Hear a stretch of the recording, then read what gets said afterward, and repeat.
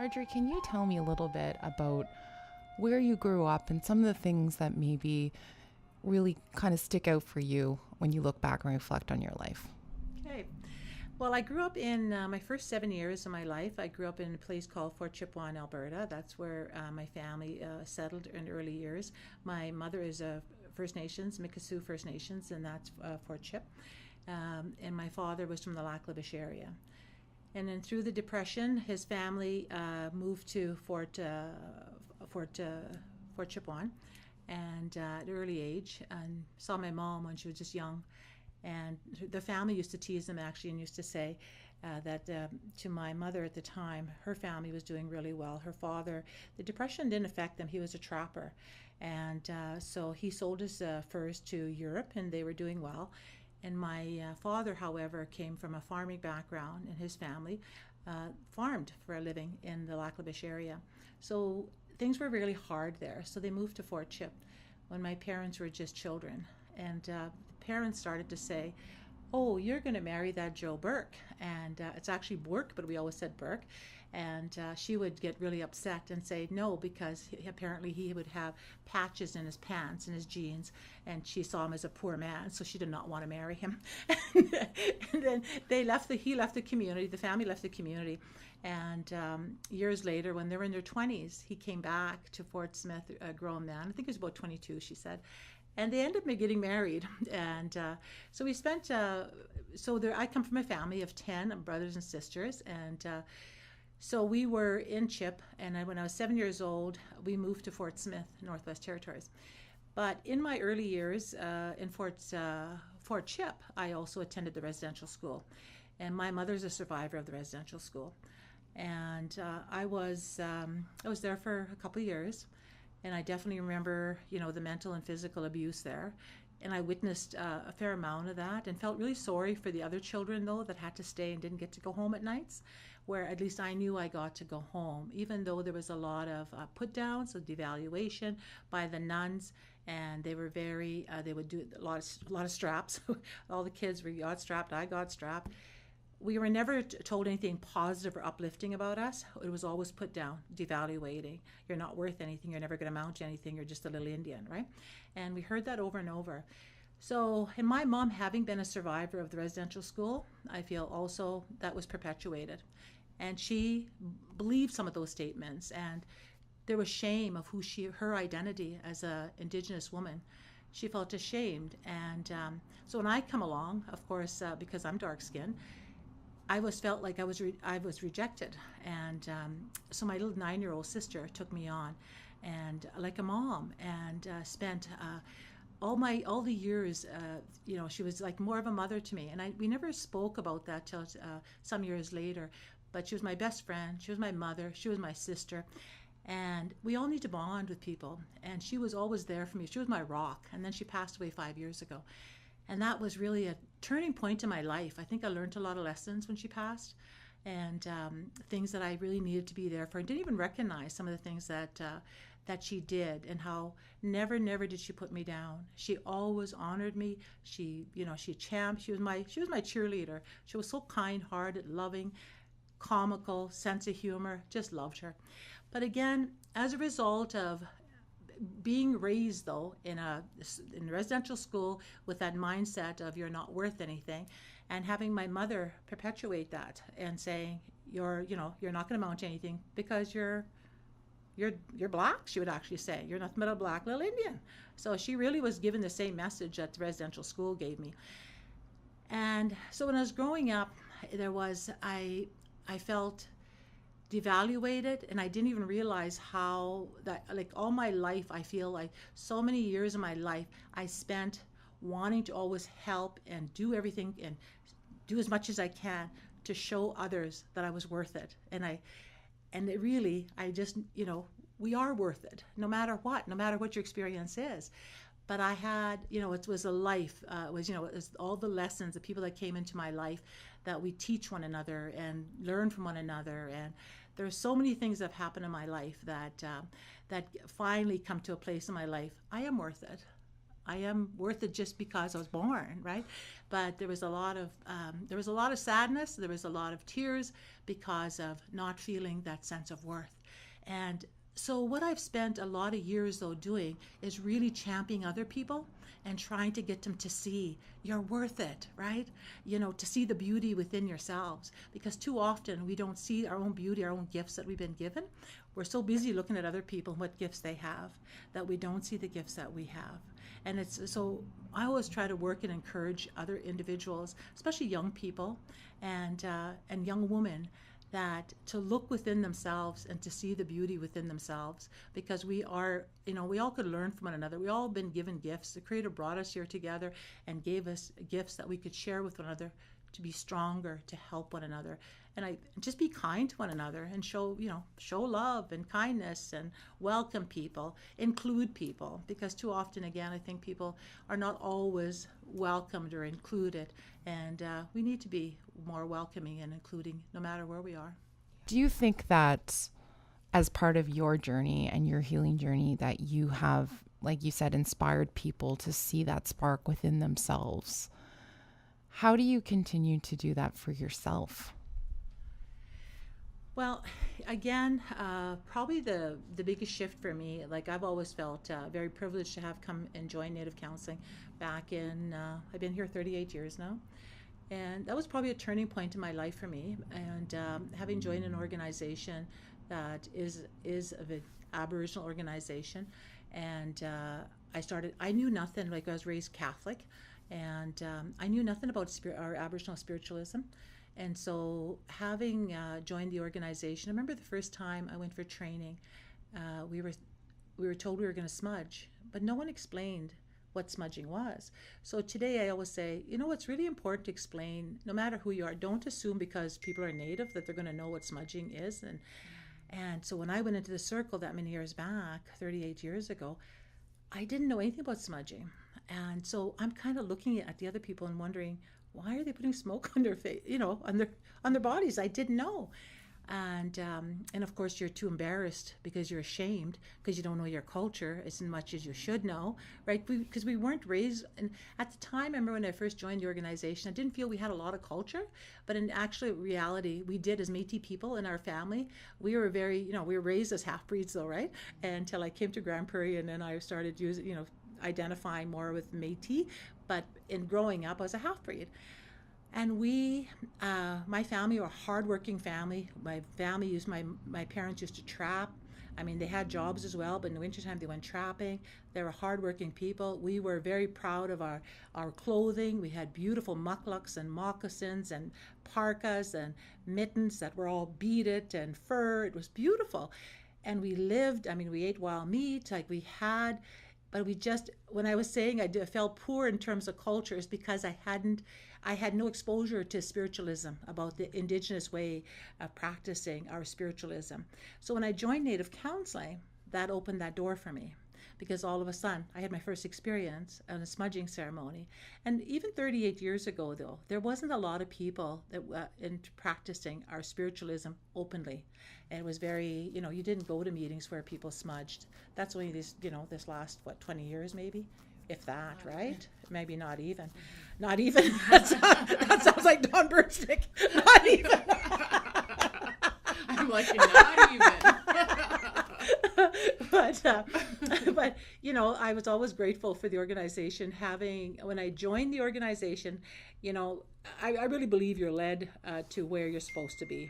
And when I came to this community in Grande Prairie back, I guess I came here in 78, and so it's 40 years ago. So I was here a couple of years, and I just felt really, I felt lonely. I felt really disconnected.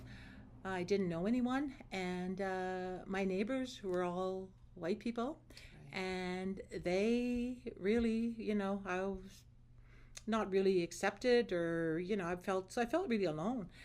And then when I saw this advertisement in the paper, they were looking for a family court worker to help in the courts.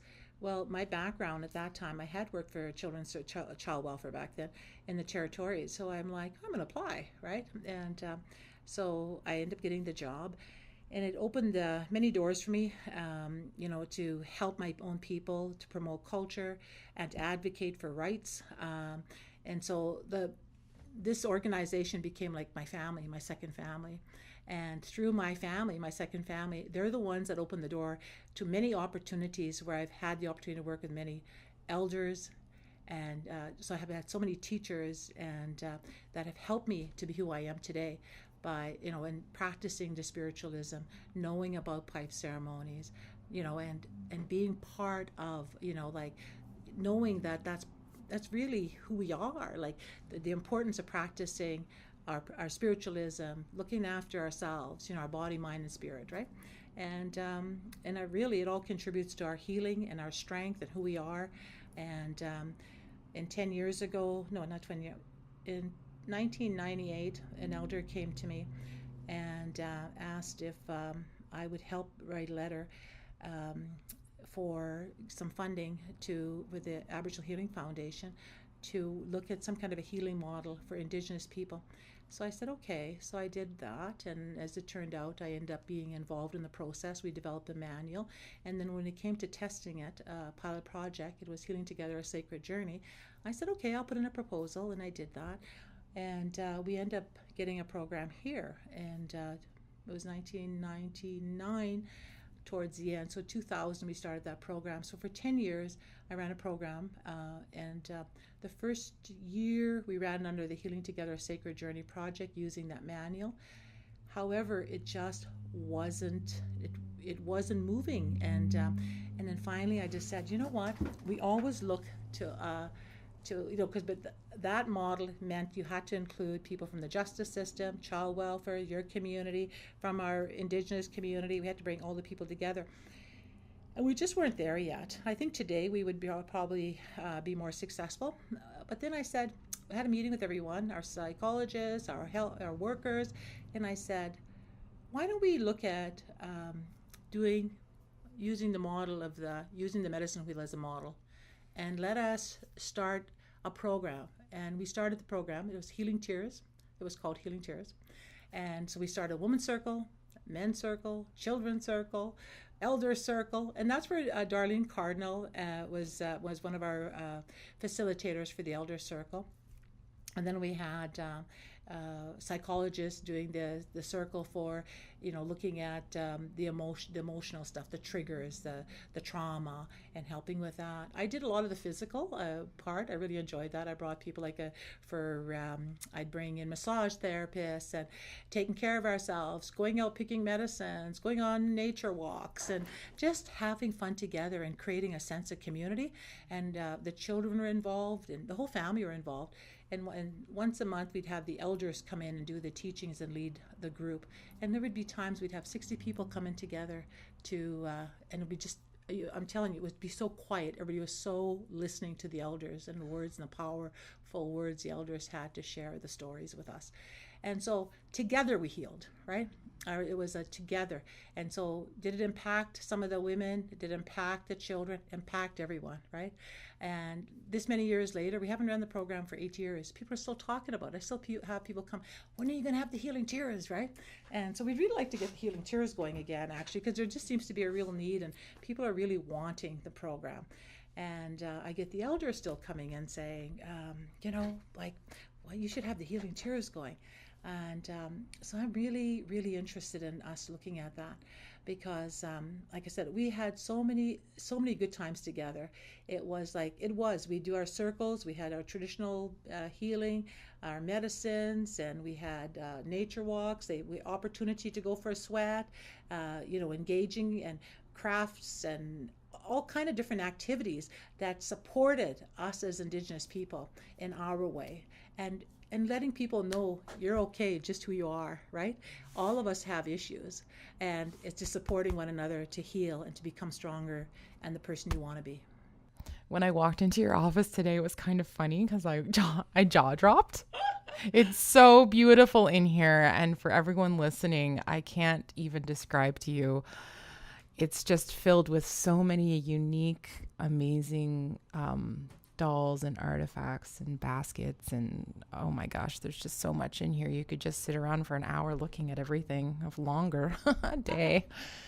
But I was really fascinated by what you said about the dolls. So talk to me a little bit about how you began collecting dolls and why. Well, I started collecting dolls because as a young child, and clearly within myself, I felt that devaluation. And when we were given dolls as a young girl, I remember, a very young girl. I was probably 5, 6 years old. I can remember getting dolls. They were always white dolls, right? And but they didn't look like me. And I was living in Fort Chip, right? Small, isolated Indigenous community, First Nations community. And then we went to Fort Smith. And then I saw, then there was black dolls. And so you had to either pick from the black or the white dolls.